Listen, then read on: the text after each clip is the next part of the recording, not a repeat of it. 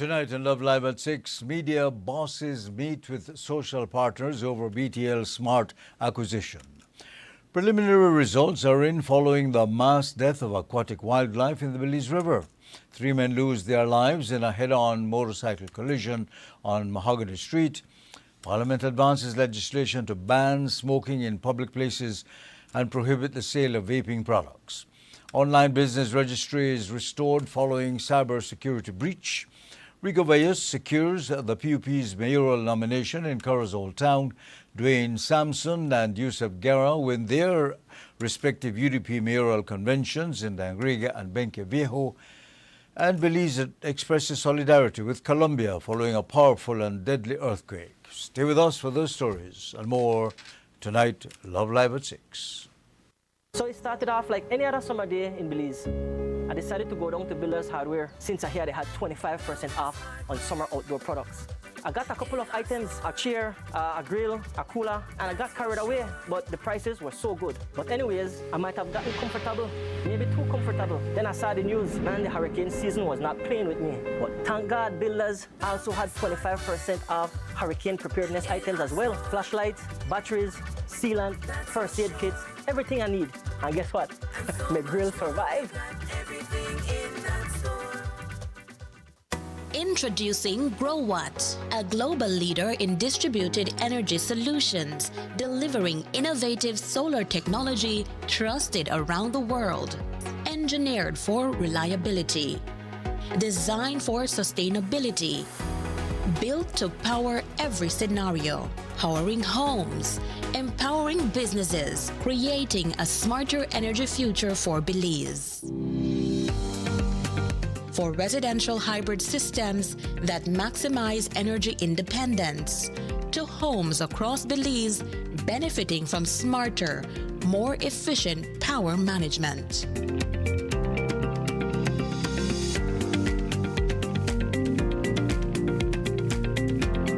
GrowWatt off-grid solar storage solutions bring dependable electricity to locations beyond the traditional power grid, providing clean, reliable energy whenever and wherever it is needed.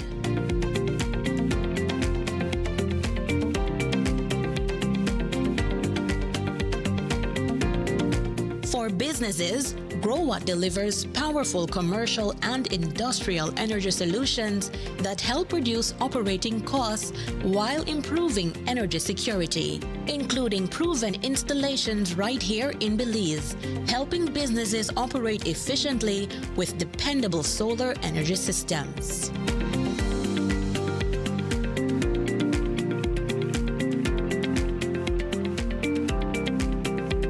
As transportation evolves, GrowWatt EV charging solutions help power the future with clean energy.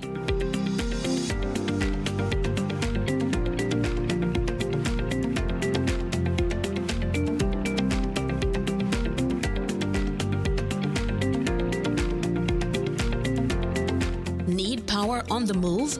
GrowWatt portable solar power solutions provide flexible energy for construction sites, events, emergency applications, and temporary installations. GrowWatt delivers energy-smart solutions for a greener future. Distributed in Belize by Lano Supplies, 112 Ranchita Village, Corozal Town.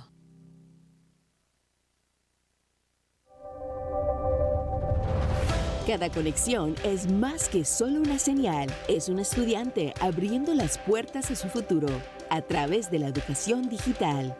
Una mente joven atreviéndose a soñar en grande. Nuestra cultura compartida con el mundo en tiempo real. Y héroes cotidianos respondiendo al llamado del deber cívico. Cuando nos conectamos con Digi, empoderamos a Belice.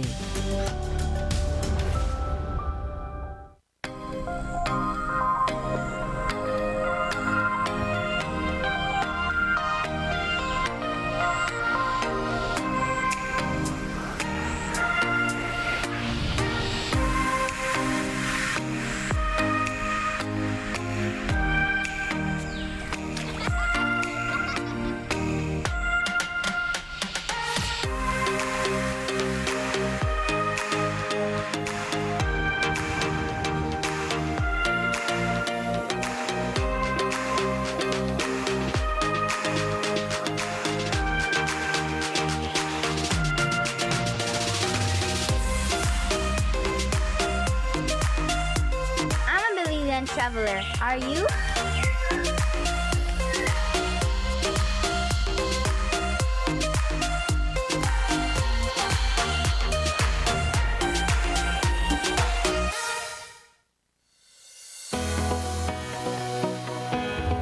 Connection isn't something you switch on. It's something you build together. Connected through culture.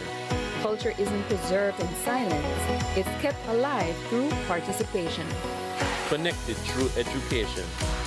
Education doesn't always look like a classroom. Sometimes it looks like someone taking the time to teach and someone else choosing to learn.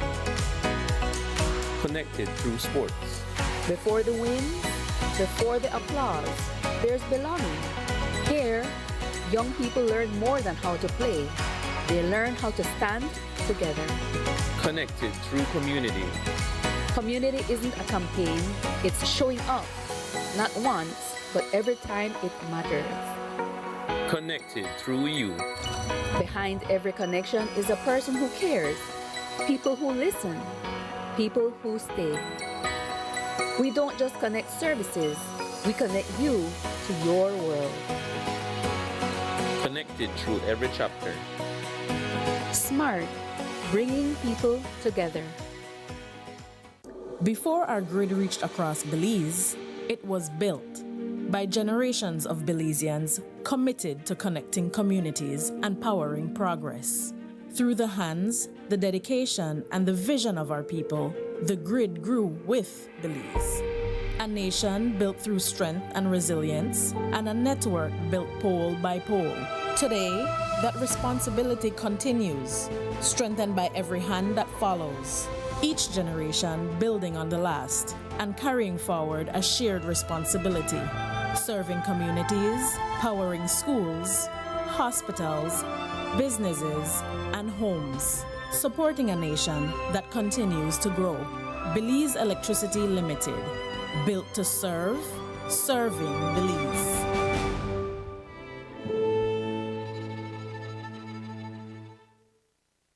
Pelican is more than just brewed in Belize. It's made of Belize. And being made of Belize means being authentic, unique, and proud. This is what that looks like.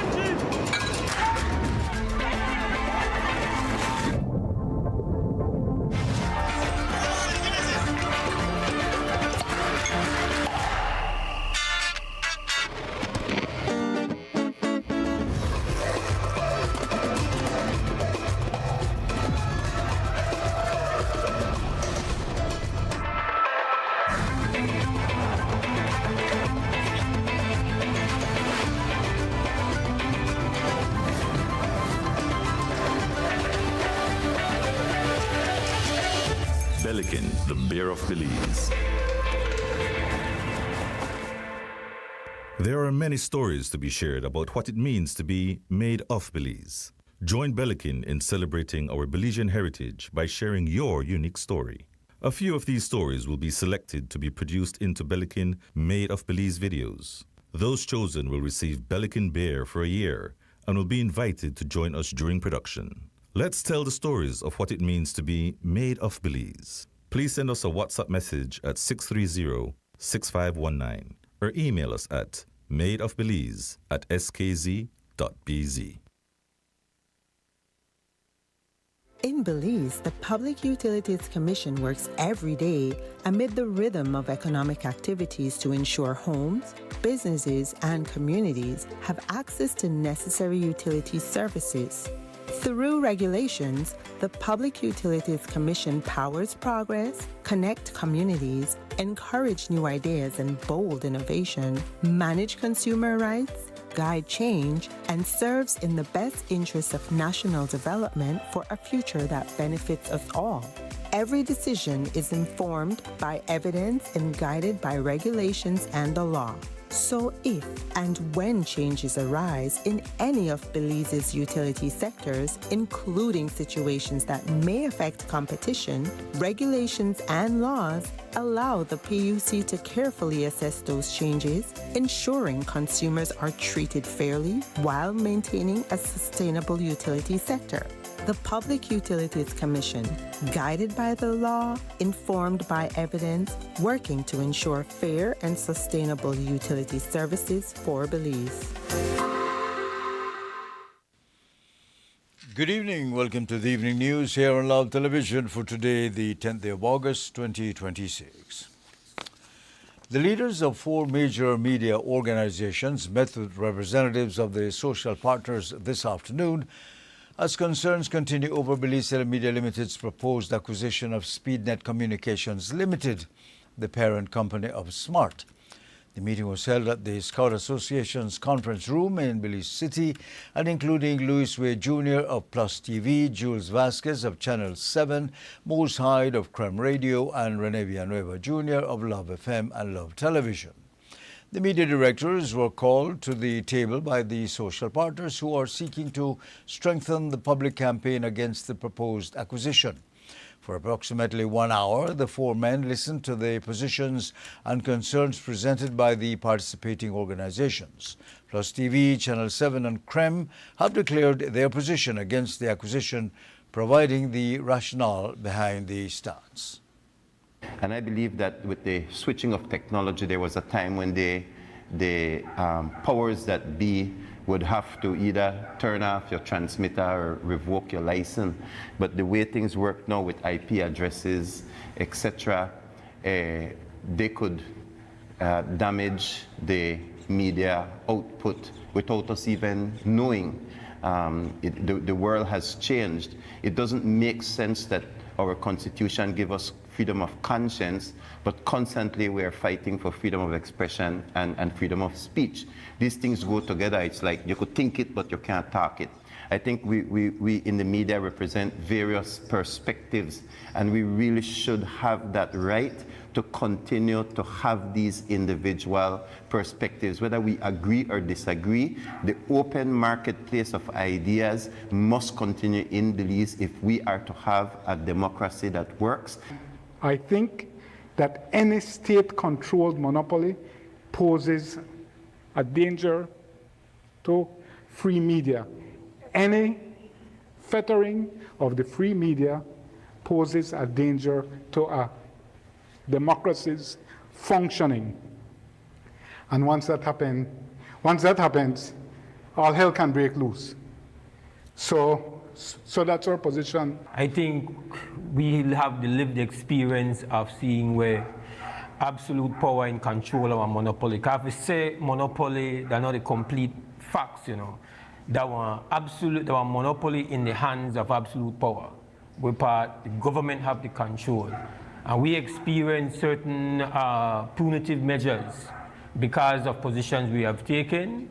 You're vulnerable, especially now, more so than ever. The importance of the technology to the kind of work where we do and how we reach our audiences and how content is distributed.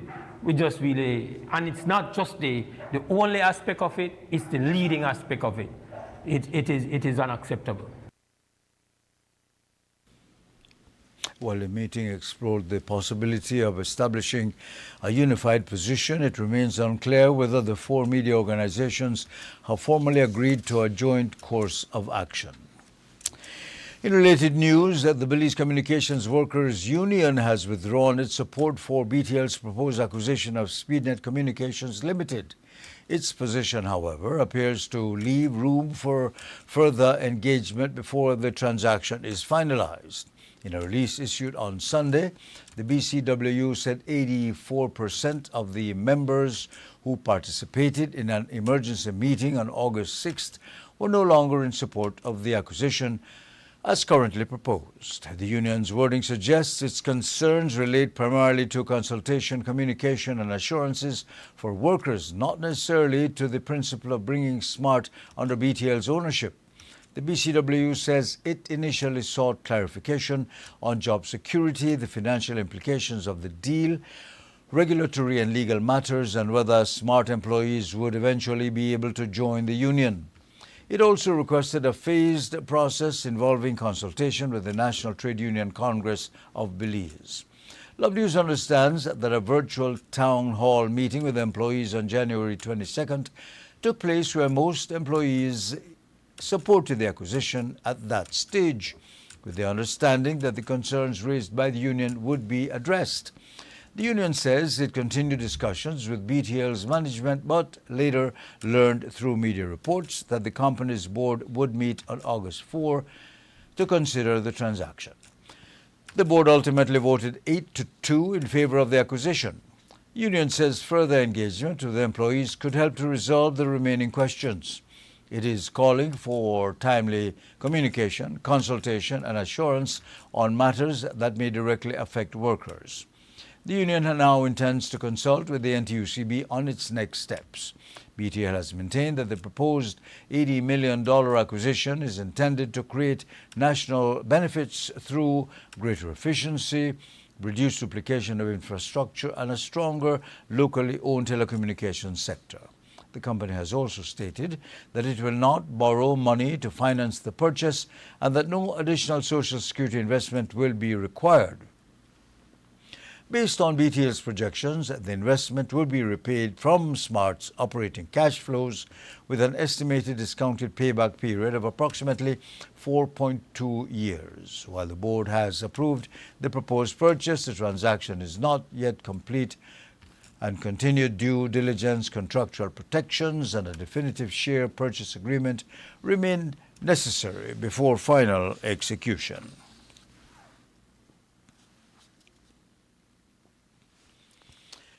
Meanwhile, the Department of the Environment says it has received some preliminary results from its investigation into the mass death of fish and other aquatic wildlife in the Belize River. However, the department says the absence of specialized testing equipment in Belize means some samples must be sent abroad for analysis. In a brief update to Love News, the DOE said that they will be doing media rounds this week, but a definitive cause will take some time to be ascertained. The department has not yet disclosed what its preliminary findings show or when the overseas tests results are expected. The update comes as the Belize network of NGOs, the BNN, calls for a full, urgent, transparent and independently verified investigation into the incident. Significant fish mortality has been documented along with an approximately 17.5-mile stretch of the river between Isabella Bank and Grace Bank. According to BNN, field observations have found several species of dead fish, including blue catfish, Mayan catfish, rum deer species, and snook. 2 critically endangered hickey's and a crocodile were also found dead. The DOE previously recorded extremely low levels of dissolved oxygen along with elevated conductivity, chlorophyll, and turbidity at affected locations. However, BNN argues that oxygen depletion alone may not adequately explain the deaths of air-breathing animals such as turtles and crocodiles. The organization says the possibility of chemical contamination must therefore be thoroughly investigated, while stressing that a definitive cause has not yet been established. BNN is also calling on the investigators to examine the chemical products purchased, stored and applied by large-scale agriculture and other commercial operations upstream of the affected area. It recommends coordinated monitoring involving the DOE, Pesticides Control Board, Belize Agricultural Health Authority, and Belize Water Services, as well as independent third-party testing. The organization says the findings must be made public, that the existing public health advisory should remain clearly communicated while the investigation is on.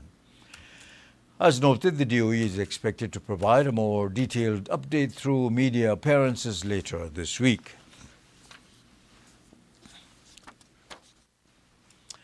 A Sunday morning collision on Mahogany Street has left 3 men dead.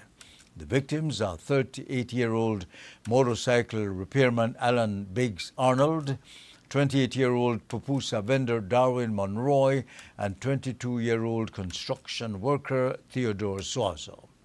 Police responded to the intersection of Mahogany and Bruce Streets at approximately 12:25 on Sunday morning, where they found 2 extensively damaged motorcycles, blood and debris scattered across the roadway. A preliminary investigation indicating that Arnold was traveling west along Mahogany Street with a group of riders from the Hellboys Motorcycle Club when his motorcycle collided head-on with another motorcycle traveling in the opposite direction. That motorcycle was driven by Monroy while Suazo was riding as his passenger. All 3 men were thrown to the pavement, sustaining serious injuries. They were taken to the Carl Hughesner Memorial Hospital by persons in the area. Arnold was pronounced dead at 12:43 on that morning, while Suazo was pronounced dead at 1:08. Monroy was placed on life support but later died at 4:22 on Sunday morning. For Suazo's girlfriend, Stephanie Leslie, the tragedy has her battling with a sudden and unexpected loss. She spoke with us about Theodore, their relationship, and the painful reality of losing him. Stories, a lot of different stories, to be honest. One whereby the young man crashed into them, the next one whereby a car crashed into them. And so I really don't know what are the truth. All I know that he passed away. I have a 1-year-old with him. It's really hard for me to deal with it, knowing that the only piece that he will left to my baby. Every time she smiles, I see her face. Every time she asks me what I could, I don't know how to do. We do need help. Any kind of help would be greatly appreciated right now. We try hard for this, especially since all with the grief, and try take it in like it really I in disbelief. I still look to see if I will get for her, but how do I tell a 1-year-old baby when they get older?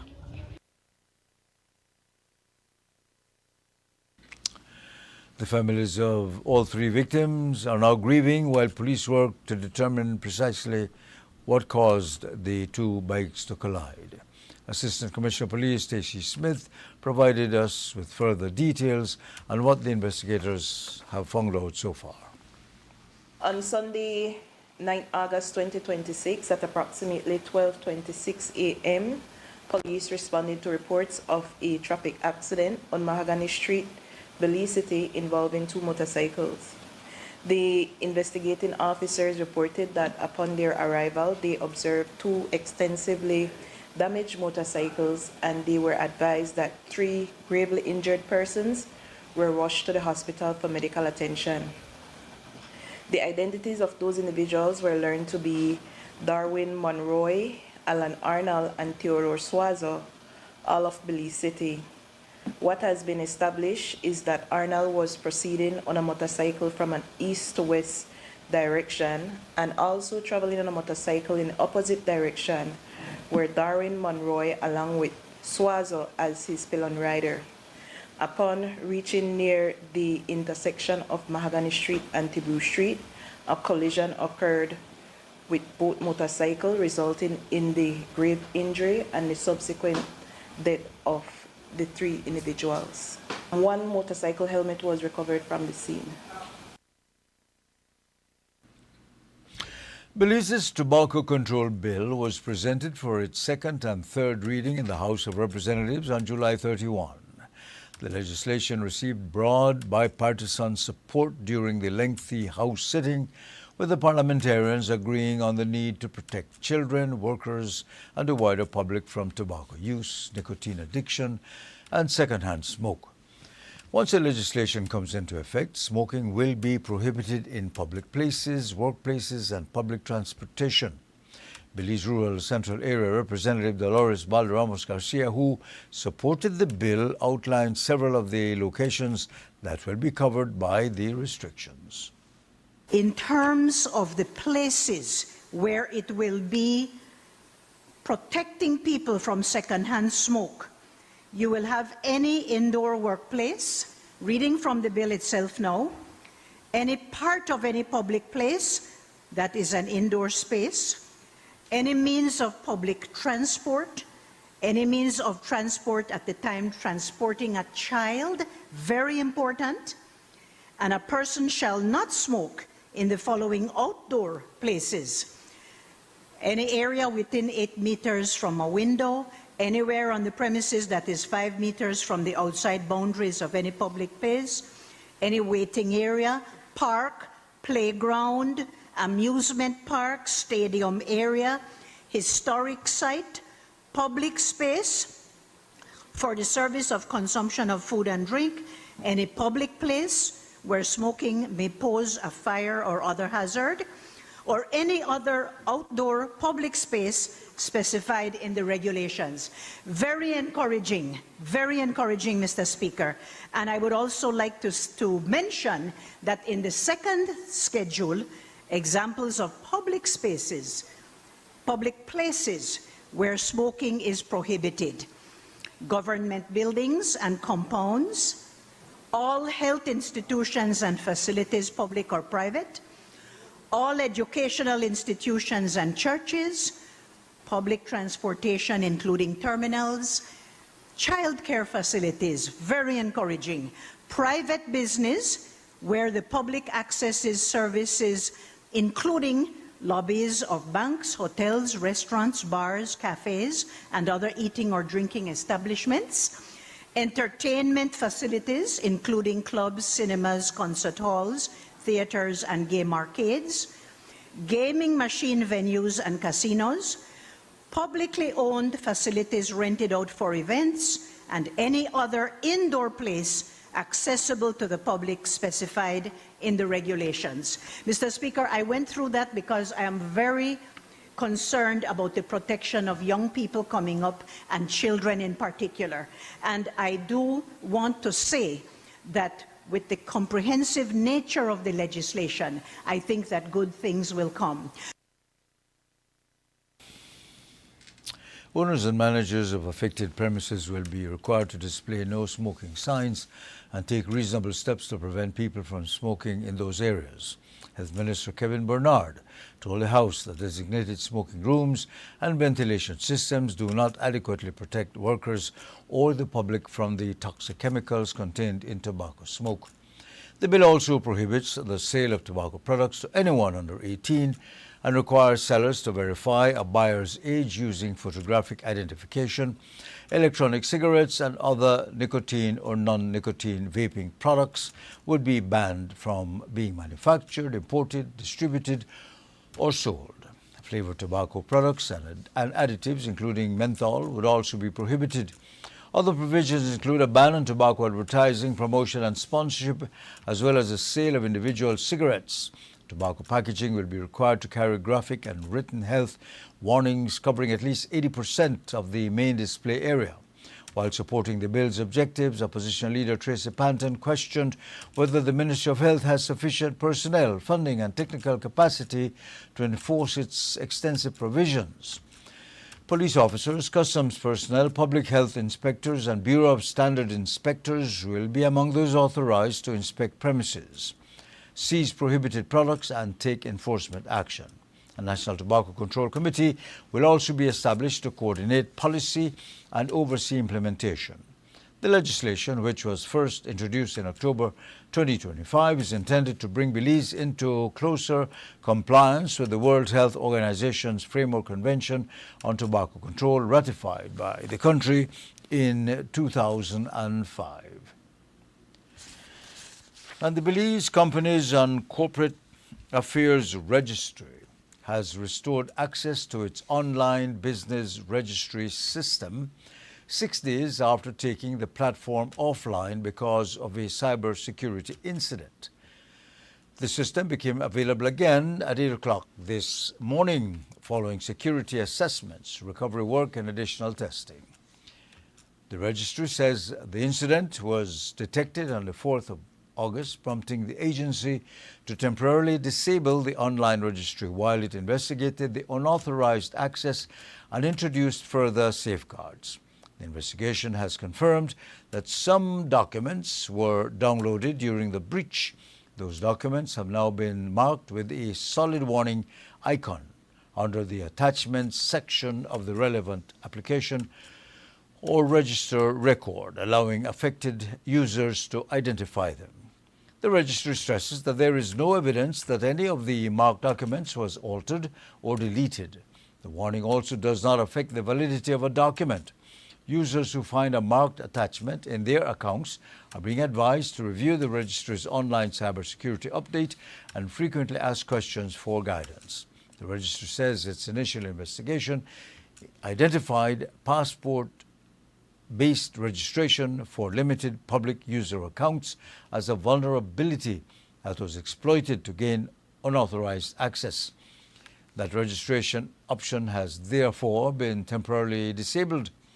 The registry has also imposed a temporary limit of 100 document views or downloads per user per hour. The measures will remain under review and may be adjusted. While the online platform has been restored, the registry says the investigation is not over and additional verified information will be released as it becomes available. Customers with concerns may contact the registry through its hotline at 223-4701, WhatsApp at 615-8761, or email at inquiries@bccarbz.gov.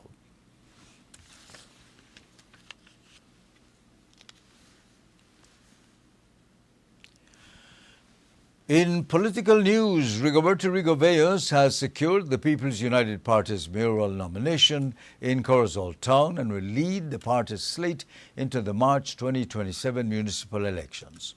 A total of 3,425 ballots were cast during yesterday's closed convention at St. Francis Xavier RC School.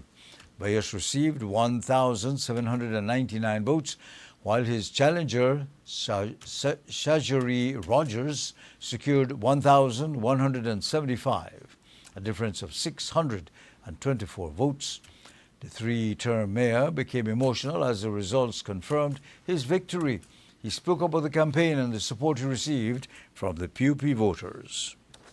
Hard one, hard battle.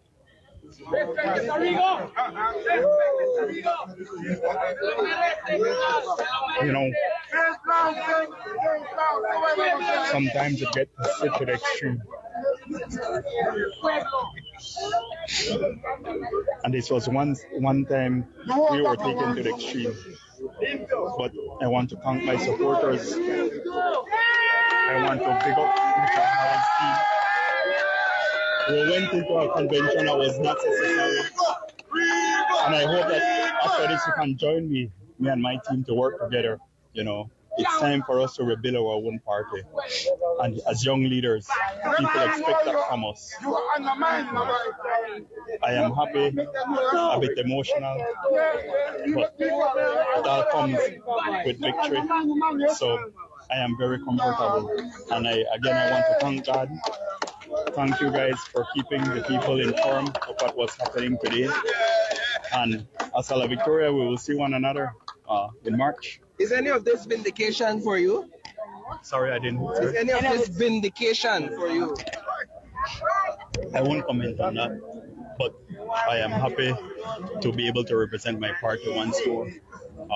On the town council election, we have a newcomer. We will embrace him. We will guide him also for the whole three years term, because I'm sure that we will win.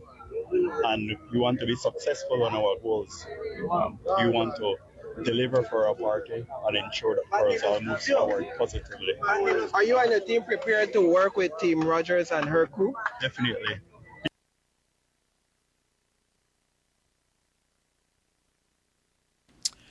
Bayes first captured the mayoral seat in 2018, ending 4 consecutive terms of UDP control at the Corozal Town Hall.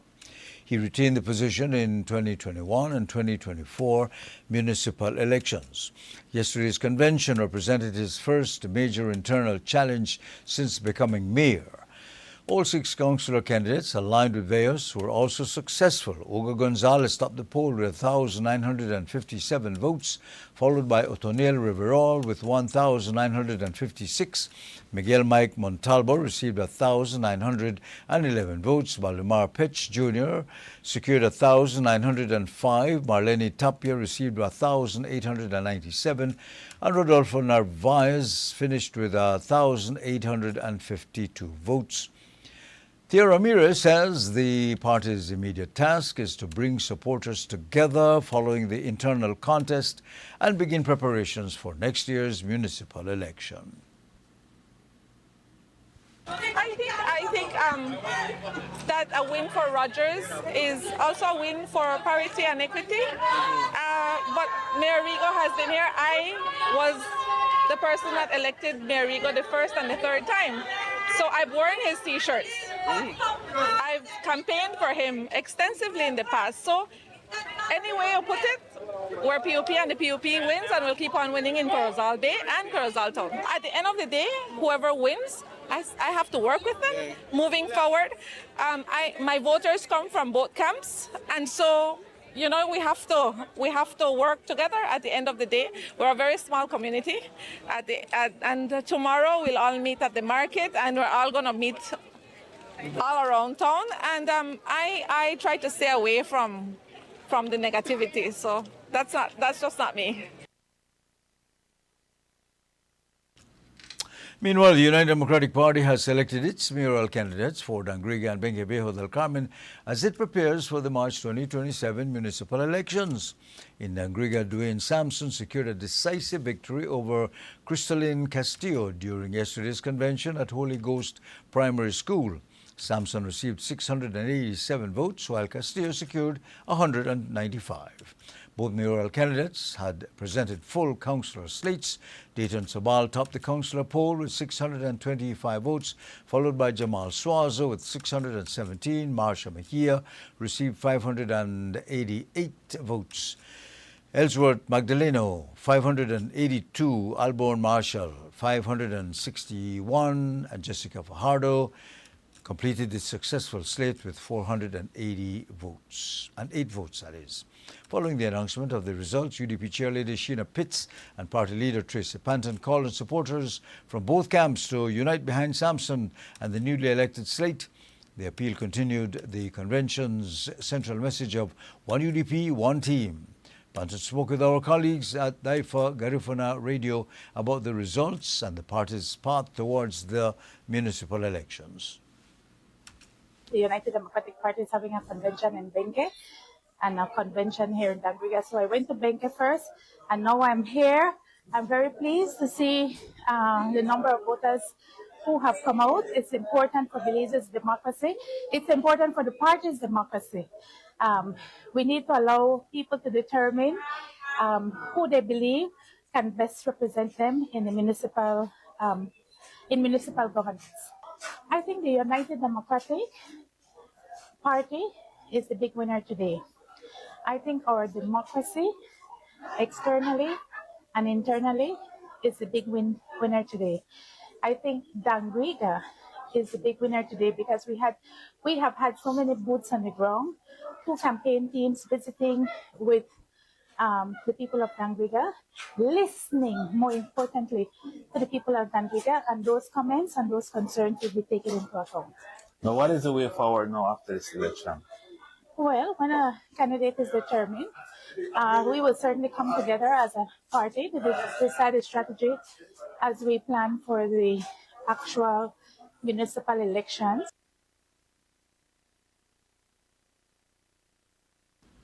Meanwhile, in Benguebejo del Carmen, 533 people participated in the UDP's mayoral convention. Yusuf Guerra emerged victorious with 405 votes, defeating Danette Lee Mendez, receiving 119. Following the results, Senator Patrick Faber officiated the swearing-in of Guerra as the UDP's mayoral candidate for Benguebejo. Samson and Guerra will now lead their respective UDP municipal teams into the election scheduled for next March. An independent poll conducted ahead of Sunday's United Democratic Party Municipal Convention in Angrega correctly predicted the outcome of the mayoral race and 5 of the 6 successful councillor candidates. Development economist and independent pollster Dr. Philip Castillo released his evaluation of the Castillo poll number 3, comparing its findings with the convention's official results. The poll estimated that Dwayne Sampson would capture 63.8% of the mayoral vote compared to 23.4% for Crystalline Castillo. Another 12.8% of those surveyed were undecided. Sampson ultimately secured 77.9% of the votes, while Castillo received 22.1%. Dr. Castillo believes most of the voters who were undecided at the time of the survey eventually supported Sampson. The poll was also largely accurate in predicting the UDP 6 councillor nominees. It correctly identified Cindy Fajardo, Ellsworth Vida Magdaleno, Alborn Bees Marshall, Dayton Balal Sabal, and Jamal Suazo as likely winners. Marcia Mejia, who was not among the poll's 6 projected winners, secured the 3rd highest number of votes, completing the slate. John Shishabal, who had been projected to win, was unsuccessful. Dayton Sabal topped the councillor poll with 70.5% of the votes, followed by Jamal Suazo with 60.6%. Both received more votes than mayoral candidate Dwayne Sampson. While the poll performed strongly in predicting the candidates, it underestimated voter turnout. It projected approximately 695 voters with a possible range of 633 to 757. Actual turnout reached 886. Dr. Castillo says the higher turnout suggests there was stronger than expected enthusiasm and motivation among UDP supporters in Angrega. Dr. Castillo says the upcoming Team Sampson versus Team Mariano contest may warrant an early poll.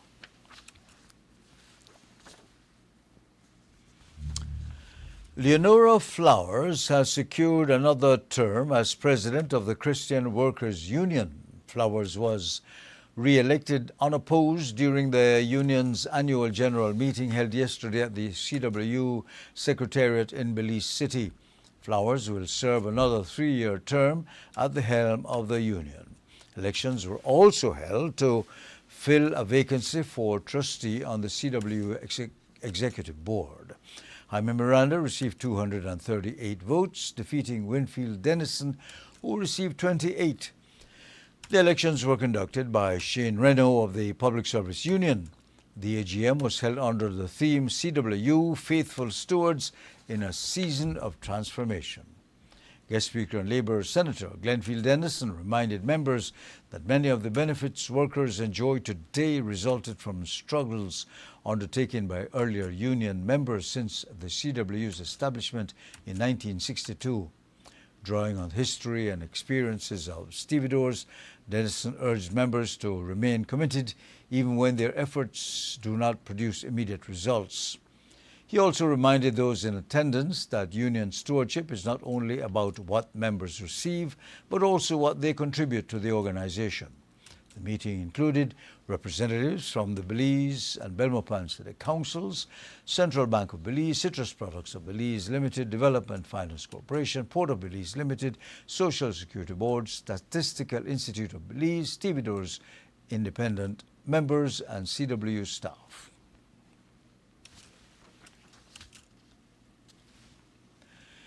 The Office of the Contractor General is tightening scrutiny over the use of selective and limited tendering by government entities. In a circular dated July 23, Contractor General Maria Arthur says her office has observed an increase in the use of the 2 procurement methods by ministries and departments. The circular, which is also sent to local governments, statutory bodies, and state-controlled companies, stresses that open tendering should remain the normal procedure. Selective and limited tendering should only be used when properly justified under the Finance and Audit Reform Act. Government entities seeking to use either method must now submit a detailed written justification identifying the specific provision of the law being relied upon, explaining how the procurement qualifies and providing supporting evidence.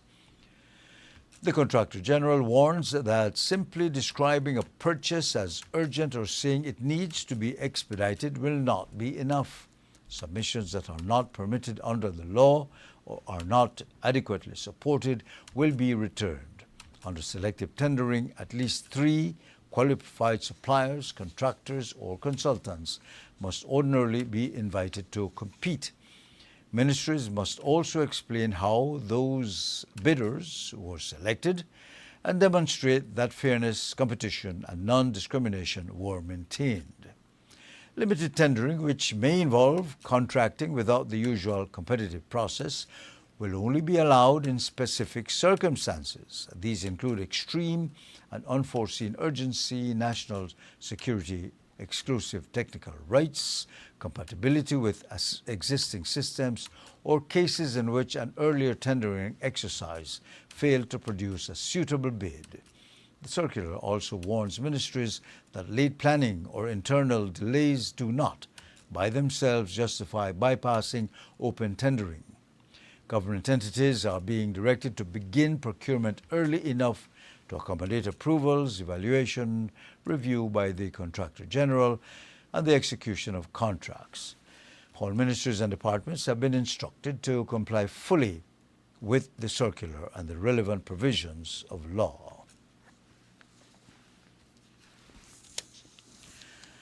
The government and people of Belize are expressing solidarity with Colombia following a powerful earthquake that caused widespread destruction and loss of life in the South American nation today. The magnitude 7.4 earthquake struck western Colombia this morning with the epicenter near San Jose del Palmar in the Choco region. The tremor was felt across several parts of the country, including Bogota, Cali, and Pereira. Buildings collapsed in several cities while rescue teams continued searching for people trapped beneath the rubble. At least 82 deaths had been reported by this afternoon, but the figure remained subject to change as emergency operations continued. In a statement issued through the Ministry of Foreign Affairs and Foreign Trade, the Belize government lamented the loss of life and extended heartfelt condolences to the families of those who died. The minister says Belize stands with government and people of Colombia during this difficult period and wishes strength and courage to everyone affected by the disaster. Colombian authorities have mobilized emergency personnel in the hardest hit areas as they assess the damage and continue search and rescue operations. The earthquake was officially recorded at magnitude 7.4 by the Colombian Geological Service. We'll be back with more news right after the break. Please don't go away.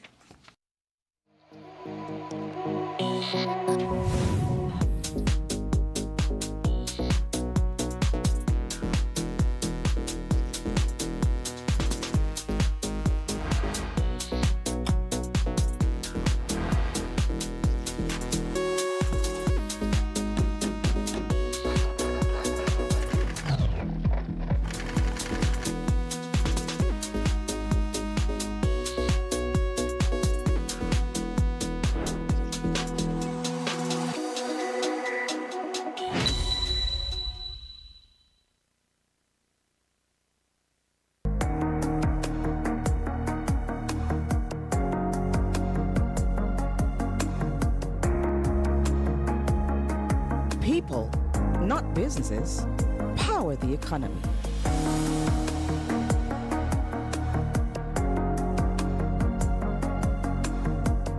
And they deserve to be acknowledged, appreciated, and compensated for their efforts.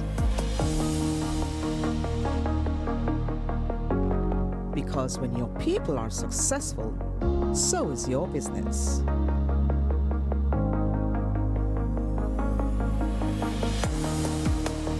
Neo People, simplify your HR and payroll needs with one powerful solution.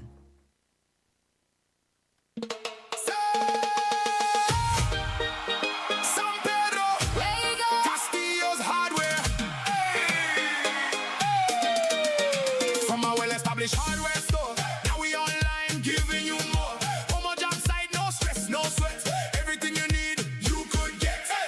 All appliances day or night. Shopping for supplies made easy and light. Click, click, boom, and the order done. Building in Belize just got more fun. While we're long in a line, save your energy and your time. Delivery pulling up right by your gate. Castillo's hardware making building great. Feel smarter, shop easier. Castillo's making life sweeter. anytime. Anywhere, hardware shopping without a care. Browse online, get what you need. Fast and easy with lightning speed. Pick up or delivery, choose your way. Castillo's got you covered every day. From your phone, just tap them by. No more hassle, no more. Do it best with Castillo's hardware. Belize, you feel it yet? Carnival season there. Creole Heartbeat there too. One brand new showcase band celebrating for we Creole culture with rhythm, with pride. Come wear the beautiful costumes. We talking you on the road. Join the band. Call 600-7453 or email creoleheartbeat@gmail.com. Creole Heartbeat, come feel the rhythm. Back to school tax-free days are here again. Saturday, August 15th and 29th. The Belize Tax Service is pleased to inform all consumers that General Sales Tax (GST) will once again be waived on eligible school supplies. In addition to the existing exempt zero-rated items, the government has approved the following school supplies to be GST-free for the designated period. The approved items are taxable items, tax-free for the approved days, pens, uniform material, ready-made uniforms, binders, folders, highlighters, markers, pencil sharpeners, calculators, regular and scientific, scissors, folder pages, graph paper, typing sheets, rulers, Bristol board, correction fluid, whiteout, eligible footwear, black school shoes and black tennis shoes, tape, brown paper book cover, crap paper, newsprint shop paper, liquid soap, glue, geometry set, lunch kits and boxes, socks, hand sanitizer and toilet paper. Exempt zero-rated, notebooks, textbooks, workbooks, school bags, pencils, crayons, lead pencils, erasers, and pencil cases. Remember, check your receipts after purchase to ensure GST is not incorrectly applied. Report any abuse or non-compliance by calling 613-2773, 613-8375, 614-5731, or 613-2840. For further assistance or information, please visit or contact any Belize Tax Service office countrywide. Our team is ready to assist. Back to School 2026 with the Angelus Press is here. And this year is bigger and better. We're talking unbelievable deals all summer long. Starting June 15, stock up on all your school essentials. New notebooks? Check. Fresh backpacks? Check. Prices that make you smile? Double check. Mommy, I want my new Samsonite backpack. That's right. Samsonite still offers a sweet 1-year warranty. And hey, you even get a free merch with purchase while supplies last. Stay in the loop by following the Angelus Press on social media. Every Friday during our back-to-school season, look out for our jaw-dropping This Stuff for Real deals. So before you shop, make sure you follow The Angelus Press, your back-to-school headquarters all summer long. The Angelus Press and the Love Foundation, transforming lives with love.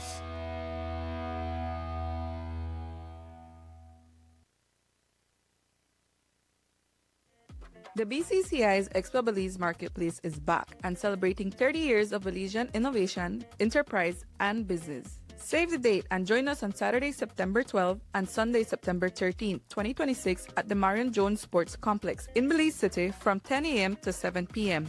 Experience Belize's premier marketplace where entrepreneurship and opportunity causes excellence with us at the Expo Belize Marketplace 2026, where Belize does business. See you there. Sponsors injured. That incident occurred at around 1:43 on Sunday morning at Costless Shop on Lion Street. Police say a licensed firearm holder and a female companion had arrived at the establishment when two golf carts carrying several men pulled up.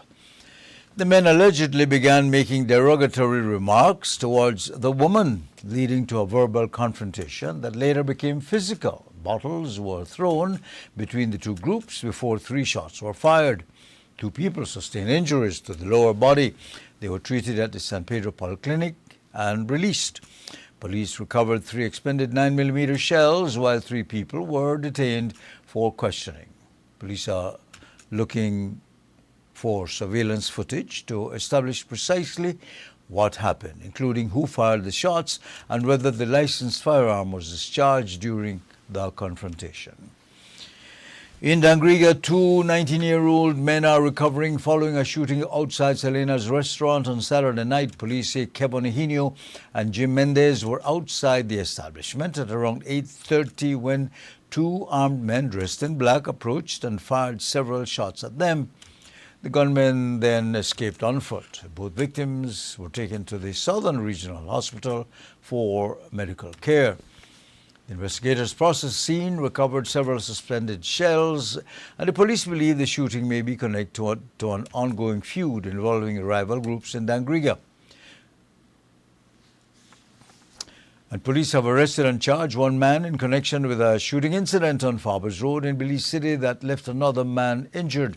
Investigators say the victim sustained gunshot injuries during the incident and was transported for medical treatment. Police subsequently launched an investigation which led to the detention of Elvis Williams.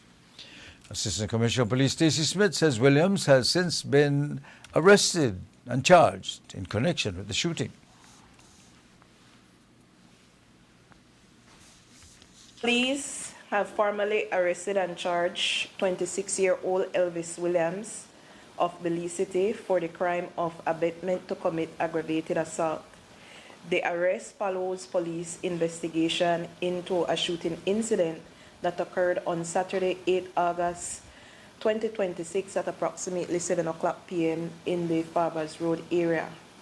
The investigating officer reported that a male person visited the police station and reported that whilst he was at his residence, a motorcycle approached him and one of the male persons who were on board the motorcycle fired a single shot. Police are seeking another individual as a part of this ongoing investigation. He made the report in relation to the threat that he felt because he was fired upon. And police are also trying to put the pieces together in connection with 2 assaults in Silkgrass Village in Stan Creek, after a woman was beaten by a group of people and another individual was later attacked for allegedly recording the first incident. Footage circulating on social media shows the confrontation involving the woman as several people gathered in the area. Police say the violence did not end there. The alleged assailants turned on a second person whom they accused of capturing video of the woman being assaulted. Assistant Superintendent of Police Stacey Smith says investigators believe alcohol consumption may have contributed to the violence. As it relates to the incidents that occurred in Silkgrass that has, made their way on social media, I can advise that arrests have been made for both disorderly conduct and assaulting a police officer in relation to those 2 incidents. I know there has been calls from members of that village for increased police presence, and certainly that concern is acknowledged by the department, and we continue to assess our deployments to see how best we can address that. However, I would similarly like to take this opportunity to invite the residents of Silkgrass to see how better they can assist police in our policing efforts. Efficient policing is better strengthened when we have a community that looks after itself as well and plays a role. I've also been advised that the community policing unit has been tasked to make visits in that area to see how best we can mobilize a community group, in neighborhood watch group in that area. It would want to appear that it is an increase in intoxication or something to that effect, because we have not been able to establish any clear motive, at least I haven't been advised of it. So as it stands right now, it is disorderly conduct. I do know the female in particular had made a report. We are awaiting the medical form for the certification of injuries, so that can be that avenue can be pursued. But as it relates to a particular dispute, I am not aware. I'll review the statement to see if it's anything more than what I'm suspecting it to be. You know, the news, Love News has confirmed that the Belizean deportee returned from the United States on Friday is not the man featured in a Crime Stoppers Belize wanted notice. The deportee, Lloyd Levi Thompson, is the father of Lehi Levi Thompson, a 22-year-old Corozal district resident wanted by Belizean police for questioning in connection with an investigation. The similarity between the names initially led to the uncertainty over whether the returning deportee was the person identified in the wanted notice. Officials have since clarified that they are two separate individuals. Lloyd Thompson arrived at the Philip Goulston International Airport at around 1 o'clock on Friday afternoon on a flight from Dallas. He was escorted by police to prison, arriving there at about 3:49. Authorities have further confirmed that the elder Thompson was returned to Belize as a prisoner in connection with a drug trafficking sentence stemming from proceedings in the United States. Meanwhile, the wanted notice remains in effect for his son, Lehi Levi Thompson. Anyone with information on his whereabouts, please contact Crime Stoppers at 922 or the nearest police station. Don't go away, we have the final segment of the news coming up in a couple of minutes.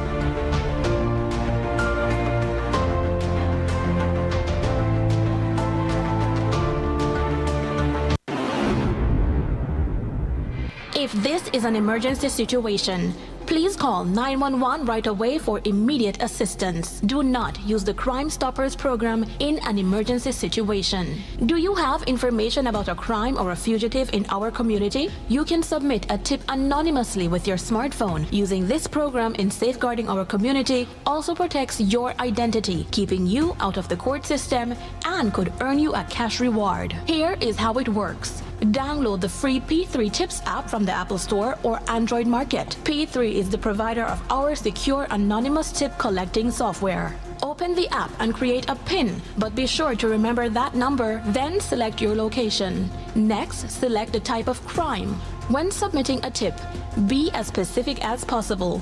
Remember, the more information you give the officers, the more likely it is that we will be able to identify the suspect or confirm a crime has taken place. This ultimately helps when making arrests. Information leading to an arrest can earn you a cash reward of up to $1,000. Never put yourself in danger to gather information. However, if you have a picture, video, or audio that will help officers, you can upload them from your phone. Once you click Submit Tip, P3 will ask to send you notifications. You choose what's right for you. Once your tip is submitted, you'll be given a tip ID and password. Keep that info safe as you'll need it to check the status of your tip. Using the app, simply log back in using the PIN you created when you first opened it. Check back if your tip leads to an arrest. You'll be told how much you were rewarded and how to anonymously collect your cash. Looking to perfect your roofing or siding project with precision? At Coop Sheet Metal, we've got the machine that makes it happen. Introducing our state-of-the-art double folding machine equipped with advanced technology and engineered to handle complex metal bends in long pieces, various angles, and intricate profiles. Need trims up to 21 feet? Coop Sheet Metal has what you need. From modern siding to custom flashings and fascia details, Coop Sheet Metal makes the products better, faster, and more accurately. For residential, commercial, industrial, or even custom roofing, siding, and trims, all at one place. If you're not sure what you need, we will walk you through it from start to finish. At Coop Sheet Metal, it's not just about metal, it's about variety, confidence, and flawless finish. That's Coop Sheet Metal, your one-stop metal source from start to finish. Call now at 823-0118 or visit coopsheet.com.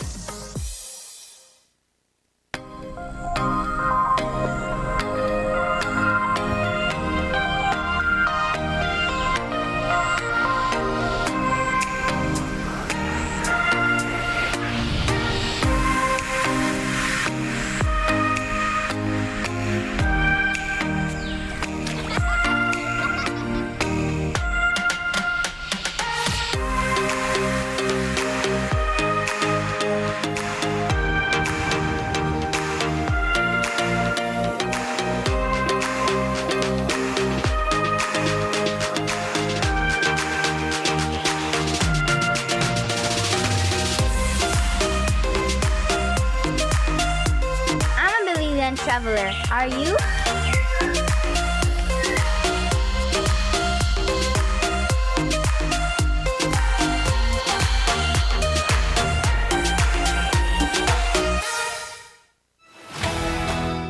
Welcome to the William David Fonseca Parking Facility, your modern solution for safe and convenient parking in downtown Belize City. With easy payment options such as prepaid cards or coins, parking downtown has never been easier. Enjoy affordable rates as low as 75 cents for 15 minutes, $1.50 for 30 minutes, and $3 for an hour. Open and available 24/7. Park smart. Park safe. Park at the William David Fonseca Parking Facility. Modern, secure, convenient. Your Belize City Council, always about the people. You're live with the news on Love Television. Belize is mourning the death of one of its oldest and most celebrated citizens, Gilbert Winston Ellis, affectionately known as Mr. Bertie. He passed away shortly after 6 o'clock this morning at the age of 109. The legendary cricketer, sports administrator, and National Award recipient had reportedly experienced several weeks of health complications. Admitted to the Cartesian Memorial Hospital, later discharged, allowing him to spend his final moments surrounded by family. Paul Diaz looks back at the extraordinary life and enduring legacy of a Belizean sporting pioneer. For more than a century, Gilbert Winston Bertie Ellis witnessed Belize change, grow, and eventually become an independent nation. But Mr. Bertie was more than a witness to history. He made history of his own. The national sporting icon passed away early this morning at the age of 109, just weeks before he would have celebrated his 110th birthday. Born on September 24, 1916, Ellis developed an early passion for cricket and distinguished himself as both a talented batter and bowler. In 1938, he captained the Rovers cricket team before later playing for Sussex. His contributions, however, extended far beyond the cricket pitch. Ellis became the first president of the Amateur Boxing Association and remained involved in sports administration long after his active playing days had ended. Ellis lived through nearly 110 years of Belizean history. During that remarkable lifetime, he passed on stories of the early days of organized sports, lessons about discipline and service, and words of wisdom to 4 generations of his family. Even in his later years, Mr. Bertie remained mentally sharp and willing to share the habits and principles he believed contributed to his longevity. In an interview recorded in 2023, Ellis spoke candidly about his physical health and offered advice to younger Belizeans. I don't feel no way, I feel good. Now and again I got the headache, the aches and pain, but not the loss that make I also want to go to the doctor to see where they have gotten. What advice you have for young people? They don't want to listen to me, boy. I don't drink lot of rum, I don't drink rum. No smoke cigarette, I no smoke. See? I don't drink rum and I don't smoke cigarette. So then there's a 2 advice on the how they want to believe and live up to that because all of them that One blow the cigarette and the one rum. His decades of service did not go unnoticed. Ellis was inducted into the Cricket Hall of Fame, and in 2024, he received the Meritorious Service Award during the Tribute to the Belizean Patriot ceremony. The national honor recognized his lifelong contributions to Belizean sports, culture, and society. In September 2025, Mr. Bertie celebrated his 109th birthday surrounded by 4 generations of relatives and friends. At the time, he was proudly recognized as Belize's oldest living man. Sources say Ellis experienced several weeks of medical complications and was admitted to the Carl Houston Memorial Hospital. He was subsequently discharged and spent his final moments at home with his loved ones before passing away at approximately 6:20 this morning. Paul Diaz for Love News. Yes, Gilbert Bertie Ellis was born on September 24, 1916. Funeral arrangements are expected to be announced by his family. We extend our condolences to his relatives, friends, and Belize's wider sporting community. Belizean Studies teachers spent 3 days in Belmopan examining Belize's history, sovereignty and nationhood as part of preparations to mark the country's 45th year of independence. The Belize at 45, Examining Our Sovereignty and Nationhood workshop held from August 5 to 7 featured discussions on Belize's historical development and how that history is presented in schools. Among the sessions was a presentation by historian and diplomat Assad Schumann, along with virtual sessions and a full day of activities at the George Price Center for Peace and Development. The workshop was organized through a collaboration involving the Institute for Social and Cultural Research, Belize Archives and Record Service, the Ministry of Education, Culture, Science and Technology, the George Price Center, the University of Belize and Galen University.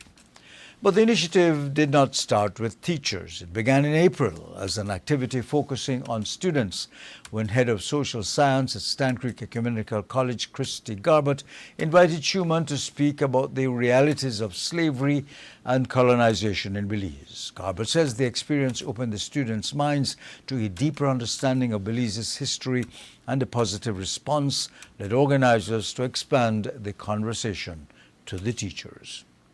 I believe that every district was represented in that workshop. We had teachers coming all the way from Toledo, right? And as well as teachers all the way from Corozal. So it was very impactful, and the reach was far because we had representation from each district. We are teachers, we're not researchers, we're not historians. So sometimes we may not know everything.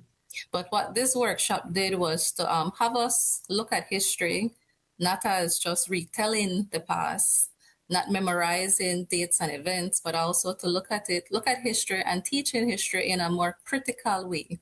For the past couple summers, we have been doing similar workshops, and I believe that NICH and the Institute of Social and Cultural Research, they have made this big commitment to schools where they are consistently doing things like this, yes. So I do believe that similar workshops are going to be happening in the future. My only hope is that it will assist teachers to go back into the classroom and aid students to think further, think deeper, to question everything, and not to accept the history that we have created, but also to inquire more, inquire beyond what we know, right? So the idea is to decolonize the stereotypical way of thinking about history and the ideas of who are the villains and who are the victors, and to reassess everything that we know, right? So it is definitely to help students to think more critically about Belize's history through these, the new insights and knowledge that they have learned through Dr. Schumann.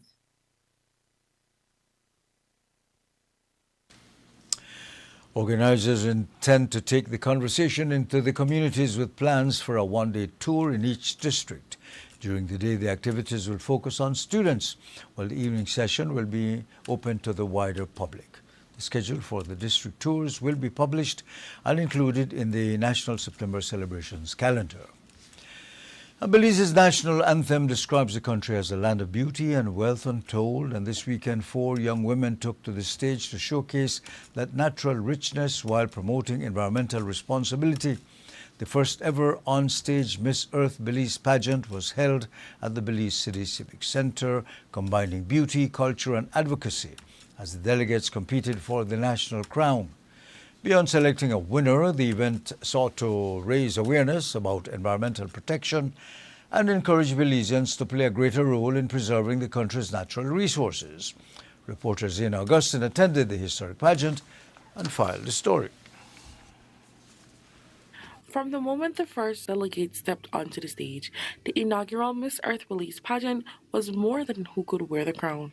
4 women competed for the opportunity to become Miss Earth Belize, a title centered around beauty, awareness, and most importantly, our environment. The pageant included several rounds of competition, including swimsuit, evening gown, and question and answer, giving each delegate an opportunity to show more than just her presence on stage. But the vision behind Miss Earth Belize goes even further, to shine a spotlight on the natural beauty that often goes unnoticed across our country. After making it through the different rounds, it was Vashta Thompson who ultimately claimed the title, stating that her experience was challenging, but ultimately worth it. This experience has been very hard. It pushes you to the limit, but at the end you come out better. I'm so excited to use this platform to expand environmental education among you in Belize. I will say that I was very nervous throughout the entire night, but I just remembered to breathe. We did a prayer backstage, and I knew that if I did everything that I trained to do, that I could win. And what part of the night would you say was most difficult for you? Definitely stepping up for the question and answer. I was very nervous because when I was practicing, it wasn't as smooth as I did on stage, but everything aligned. I answered the question well, and I'm so glad that it came out that way. And your takeaway from this entire experience?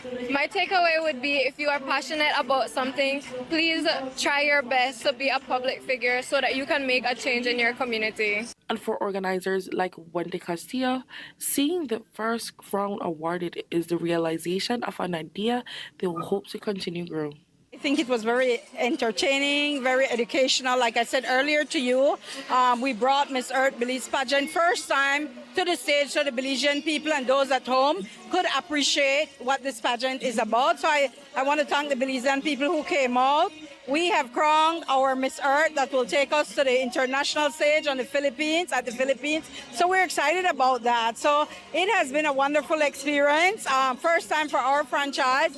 And I'm happy to say that I know it's a success from the support, all tables. The crowd was in tune, and the advocacy that the delegates displayed was very educational, and that's the whole purpose. So Miss Earth, her work start Monday. We start preparing her. There's a lot to compete in at an international level. We have to know everything that is happening internationally when it comes to climate change, when it comes to the environment, issues affecting Belize. As you saw tonight, I think one of the delegates brought forth the issue of sargassum affecting our water. And so it was our same winner, Ms. Vashta, in her talent. So we have to prepare her for the international platform.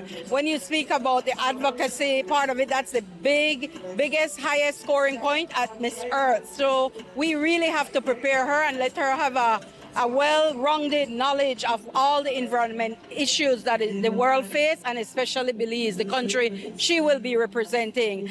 We also have the beauty aspect, where we will have to work on her runway walk, preparing her, teaching her how to stand. She knows the basic, but we have to fine-tune that. So it's beauty with a cause. We have to ensure that the cause is on top 100%, and of course the beauty is there. So we're looking forward to working with her, to working with our sponsors, our partners in this first ever Miss Earth coming live on stage to crown a Miss Earth. The first chapter of Miss Earth Belize has now been written, and as Vashta Thompson begins her reign, the hope is that her platform will help Belizeans see and appreciate some of this wealth untold that has been here all along. Zena Augustine reporting for Love News. In related news, Miss World Belize, Faith Noel Edgar, has arrived in Vietnam, where she will represent the country at the 73rd Miss World pageant. The 24-year-old dentistry student from San Pedro and Burgos Key joins delegates from around the globe for nearly 1 month of activities. The Miss World Festival runs through September 5, when the grand finale is scheduled to be held in Ho Chi Minh City. Edgar was crowned Miss World Belize on June 14, 2025. And while she now carries Belize's hopes on the international stage, her journey is centered on much more than winning the crown. Her Beauty with a Purpose initiative Smiles for Belize seeks to improve access to dental care and oral health education, particularly for children and families in underserved communities. Since becoming Miss World Belize, Edgar has taken the initiative to communities across the country, conducting fluoride clinics, teaching you at Couture Fashion Week in New York, further strengthening her preparation for the Miss World stage. Now in Vietnam, Edgar will participate in a series of preliminary activities and challenges alongside the other contestants. The competition forms part of the Miss World's 15th anniversary celebration. For Edgar, the international appearance is an opportunity to showcase Belize's culture and national pride while amplifying her message that preventive dental care should be accessible to every child. And with that, we say thank you for being with us and choosing us as your news source this evening. Coming up next, the latest weather news, and shortly also tonight's edition of the Business Hour. Have a good night. I am Ernesto Vasquez.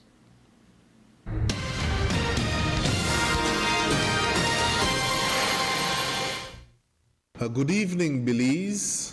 Our radar, satellite and surface observation showed mostly clear skies with no rainfall observed over the country. An approaching tropical wave will bring some changes tonight into tomorrow.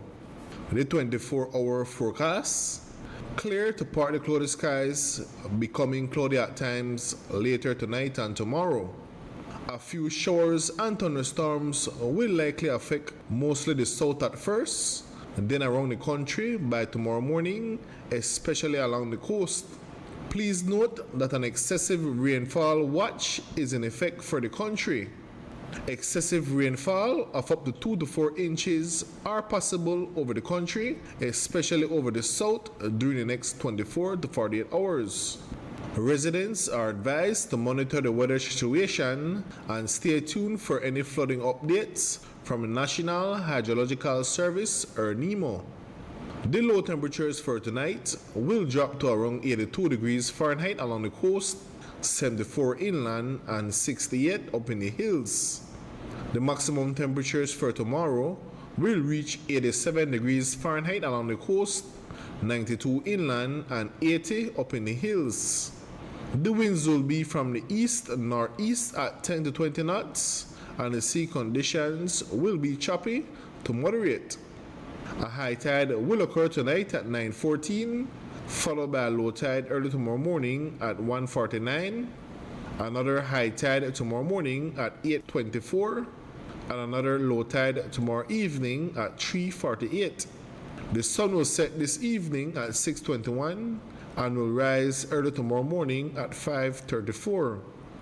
The moon will rise early tomorrow morning at 4:19 and will set tomorrow evening at 5:44.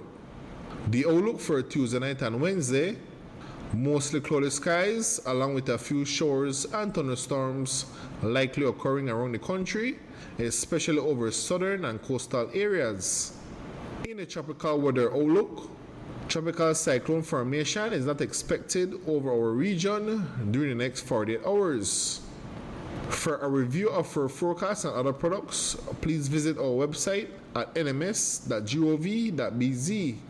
Our next forecast comes out at 6 a.m. tomorrow morning. With that, we end this evening's forecast from the Belize National Met Service.